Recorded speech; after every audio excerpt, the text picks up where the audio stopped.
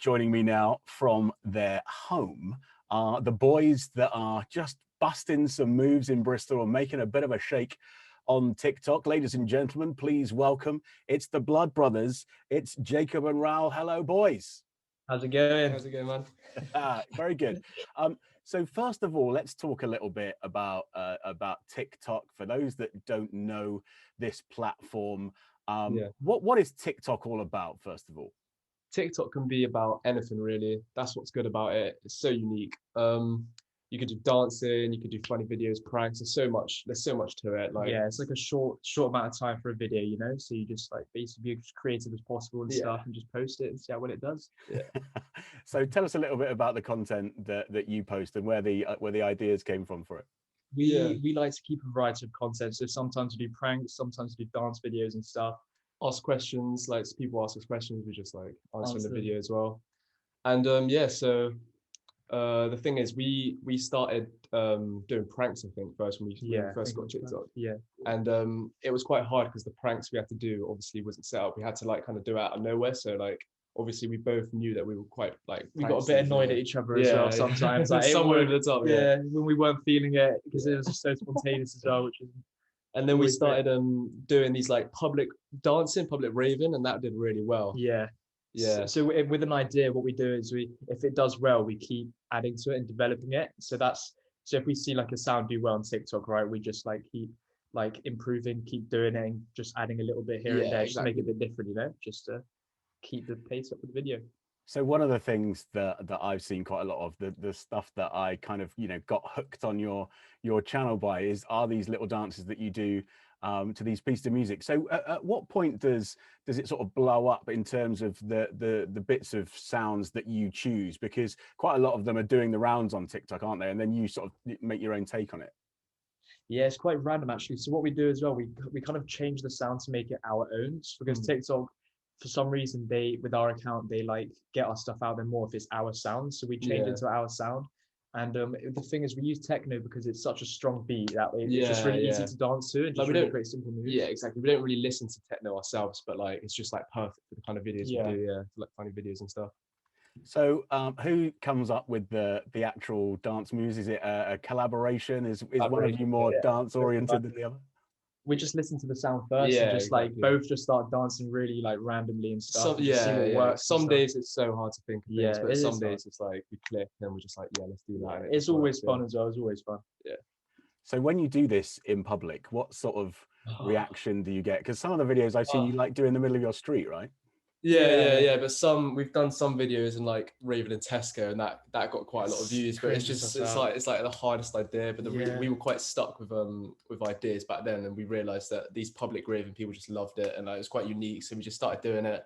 And we just did it in all these different shops, like Asda, Tesco's, and that's good about the idea because we could just keep doing it in different shops, even petrol stations. People just look at us and just like think, what are you guys doing? You know, like they don't really. Some don't react, some do react, some like laugh and like maybe like have a little dance in the background. But like, to be honest, if I seen two kids just dance now and they were in Tesco's, I would stare as well. Actually, I'm like, what are you doing? Yeah. Has it ever got you in trouble? Have you ever been asked to be moved on from anywhere? Surprisingly not.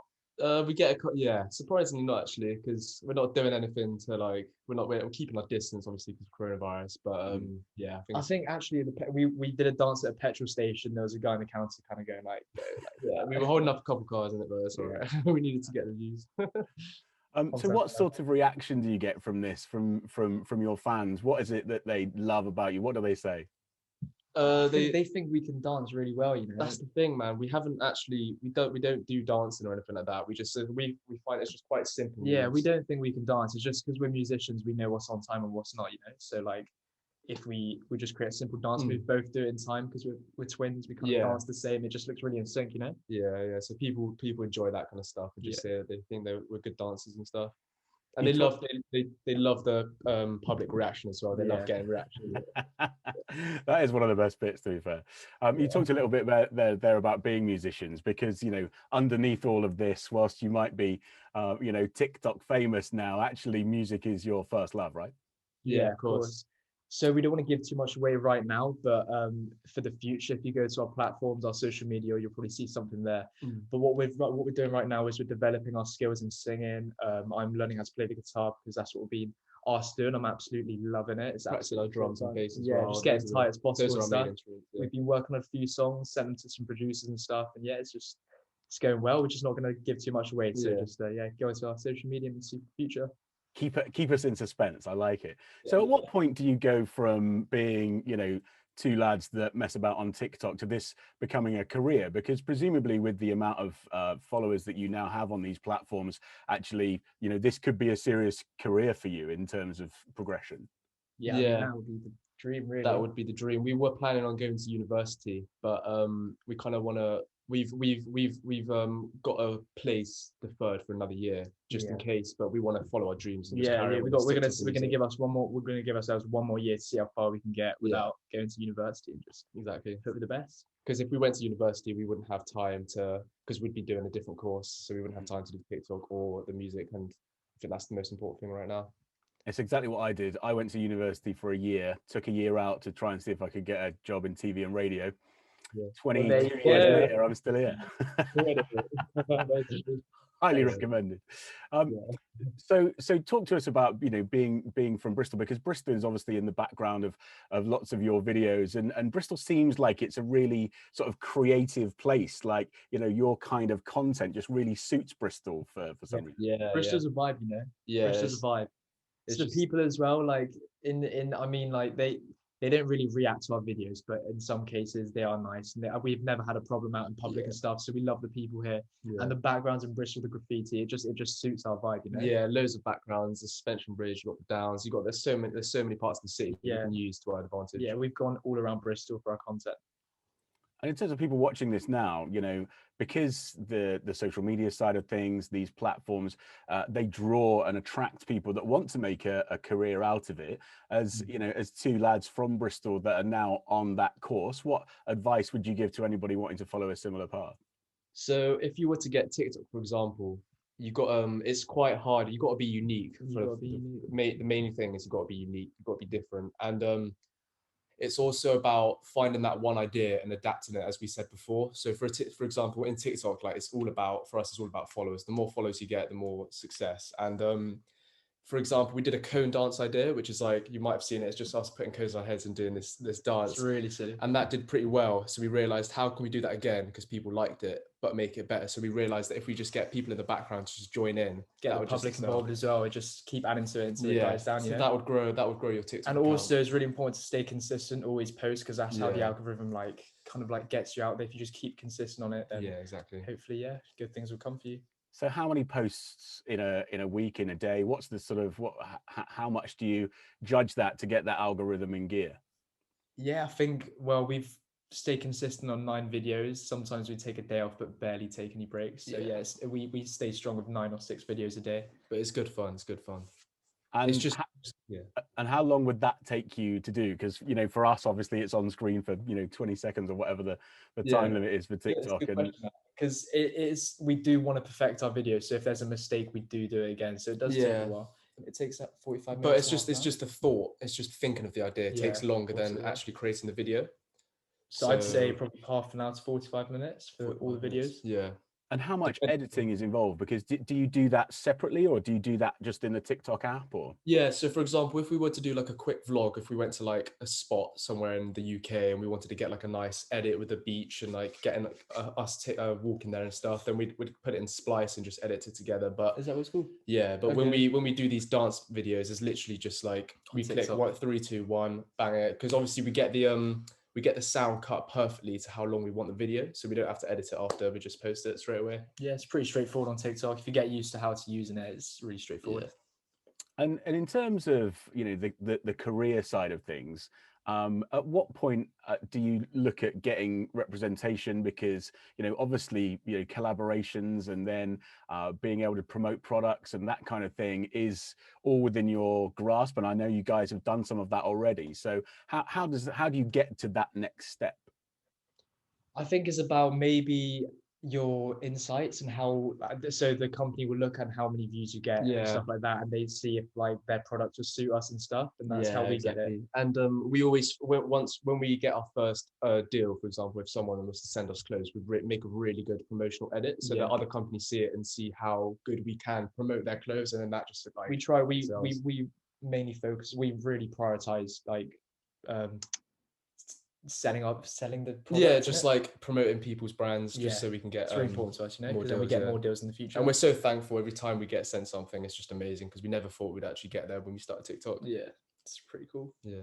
Is it weird being famous like that, and people sending you free stuff, and people coming up to you in the street? Because like TikTok is now how many thousand on TikTok? It's like 420,000 or something, isn't it?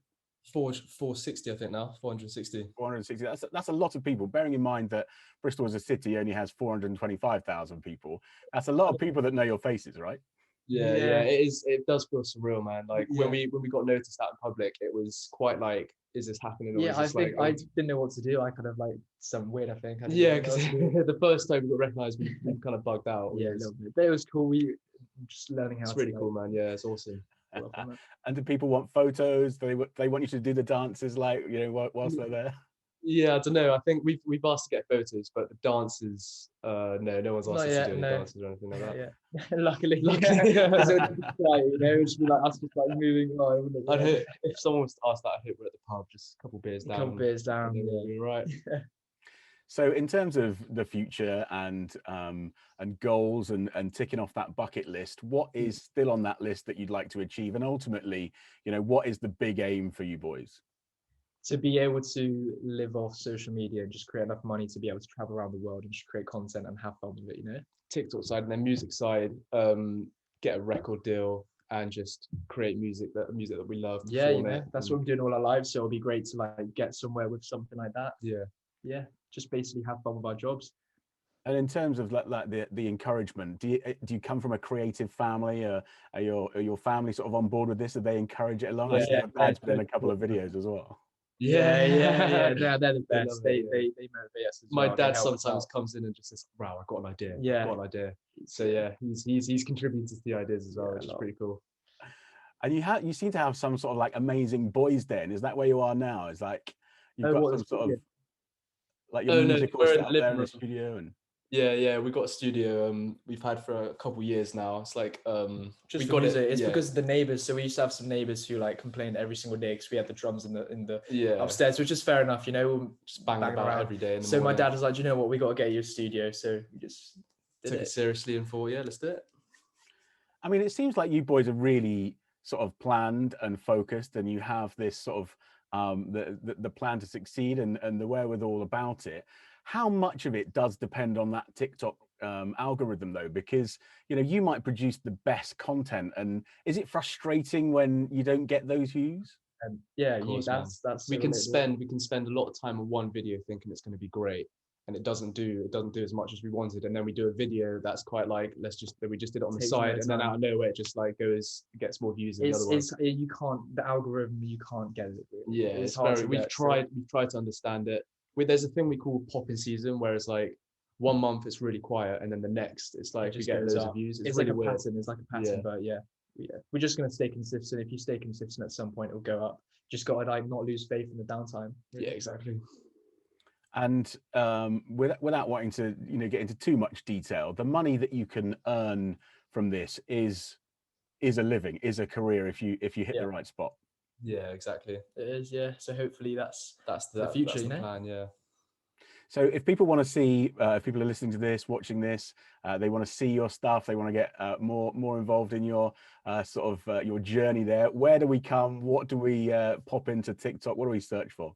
Everything is the same. It's just Bludbrothers, but blood is spelled with a U. So it's BLUD brothers. Yeah, sorry. And I suppose the inference is very obvious there because you are twins. Does that does that sort of spur you on a bit? Is there a bit of twinny competition going on?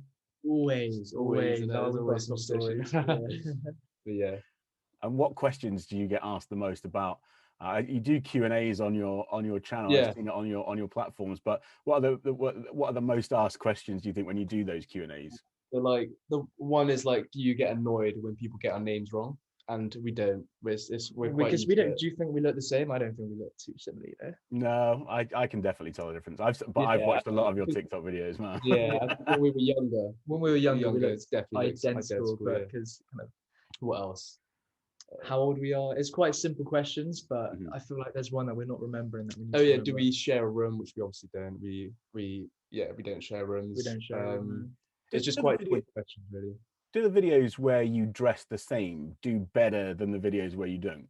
It's a good question. So I don't personally. I'm not a big fan of dressing the same. Yeah. But we do that because it does. For example, it gets us some more followers. For example, because I think people see twins, and like so people think, oh yeah, I want to follow twins. Yeah. Yeah, it's definitely a bit of a unique selling point, isn't it? Yeah, it does catch your eye. You know, when you're scrolling through TikTok and see two people looking the same, you're a bit like, oh, what's going on here? And have you got some wicked twinny stories? So my best mates growing up were twins, and they had some incredible stories of like one being the other side of the world and they broke their leg and the other one felt it, you know, on the other side of the world. Have you got any incredible twin stories? You know, we've had that sort of. So what happened was we had these electric cars in Spain. We were like 9 years old, and then you know the wires that come out of an electric car. It's like the antenna bit. Yeah. So my bro like. So we were like playing and we crashed the cars together, and then out of nowhere I just picked my hand up and the antenna's gone through my hand, and I'm just like kind of like freaking out because I was quite in shock, and then my dad saw it and was like, "Wow, hospital now." Yeah, and I was crying. I was like, I could feel it on the sofa crying and stuff, but. I don't remember if I could actually feel that. I think I was just really like, what the hell, like, 'cause it just looked really bad. Personally, I haven't had the experience where I feel his pain, but there was another time when we was like, this was probably the most stupid idea we've done yet, but we were for the first time ever on holiday. We went on holiday. Yeah. Oh yeah. And we were on the beach and we wanted to see who was faster, and we decided for a wall to be the finish line, which was the most stupid idea. And so we were sprinting full sprinting. I was looking at my feet. I was looking at my feet, and I was trying really hard. You know, if it's a twin, you got to win. Okay, you got to win. So I was looking at my feet, and then 1 second I look up, the wall was there. I put my arm out, and like dislocated my arm, like in Spain and stuff. Yeah, it's not great. Not great. Oh God, yeah, that sounds bad. I didn't feel that. It was bad. It was so bad. One of the really interesting videos that I saw recently was where you can unlock each other's phones with your faces. Was that real or was that a dodge? No, we can do that for you now. Do that now. So if we can prove it by like seeing how many faces. So this is my phone. Oh wait, I'm gonna just let it lock. Hang on. Yeah. So you can see it's locked. Uh-huh. And then you turn it to yours, your face. Did it work? No, hold on. Yeah. Oh my God. Unlock she goes. That's I mean, to be fair, yeah. Twins. Yeah, of course. As far as the sort of the fan side of things is concerned, obviously, you know, you're hitting a certain target market there. Do you get a lot of attention from girls? Yeah, I get a lot of DMs, to be fair. Yeah, but he's got a girlfriend, so I'm the single one. But yeah. So I don't look at my DMs, but he's on it. Yeah, the DMs I get. So you've been quite successful. It's a quite successful way of extending your friendship group, shall we say? Yeah. He's loving it. I'm telling you now. Yeah, before TikTok, he was always like that, you know. Yeah, wasn't it? Oh dear, amazing. As far as that sort of the pinnacle is concerned, when you're working towards that goal, if there was one job in the world that you could do to sort of put the cream of the crop on the top of it, what would it be? Oh, probably. I just want to travel around the world, so hopefully, like maybe like influencing and going to different places and promoting those amazing places to go to. It's quite simple, but I'd love to be a musician and go on tour as well, because that's partly traveling as well. I thought you meant something different from that. Yeah, me as a musician as well. Yeah. And a couple of Bristol questions. City or Rovers? City. Nice, I like it. Best place to go for a coffee? I don't drink coffee. Yeah, we don't drink coffee. Yeah. All right. Best place to go for a meal? Ooh, for a snack, for the cheapest pizza, probably Tops Pizza, £2.50. No, what? Tops Pizza? Yeah, it's cheap. It's so cheap. It's so cheap. It's just a quick snack. Forget that. No, I'll probably have to go with. I do love a bit of Pizza Express, but a Grecian pizza. If you Yeah, haven't that's heard it. of that, That's the one. is Grecian beautiful. pizza, yeah, cheap Grecian as well. pizza, Yeah, that's a night out after Turtle Bay or something. Grecian pizza is the one. works best. Yeah. Best place to go for a little chill, a little picturesque little scene where you're going with your girlfriend or whatever. Ooh, so I like Downs when it's in summer, but probably Abbott's Pool, because Abbott's Pool is nice. Yeah. sometimes you can take a swim if it's hot enough, but I don't recommend it because I have been ill from swallowing a bit of that. But Yeah. I don't think it's too clean. It's not the best, but it is nice for really nice, for England, yeah. And best famous thing about Bristol, the sightseeing bits, the bridge, the SS Great Britain. If you had a visitor over, where was the first place you'd take them to? Probably around Clifton, definitely. Yeah, Clifton. I'd say Suspension Bridge, because you got that view of the cliffs and that. So yeah. Yeah, it's nice there. Really good vibe there. Yeah, really nice. Love that. Good boys. Well, listen. As far as the city is concerned, I think what I'm really proud of is being able to see guys like you putting ourselves out there and making a success of it, because we have all of this new technology at our hands, and it's there for the taking. And to see you guys just put it out there and go to great success and achieve all of these things, I think is fantastic. And I think it's great inspiration to other young people in and around Bristol that want to do the same sort of thing. So long may that continue. If there was one piece of advice that you could share from your journey to people that want to do a similar thing to you, what would that one piece of advice be? Just do it. Don't care what anyone else says. Be yourself. Just be yourself. Be consistent. Be yourself. Be confident in yourself, and just have fun with it. Don't wait too long. Just get on it as soon as possible. The more fun you have with it, the more you'll be successful. Yeah, exactly. It's good. Can't wait to see where it goes to, boys. Can't wait to hear that music when it comes out. We'll keep an eye on that. Can't wait to play it on Sound FM. And from all of us here, we wish you all the best. Cheers, man. Excellent.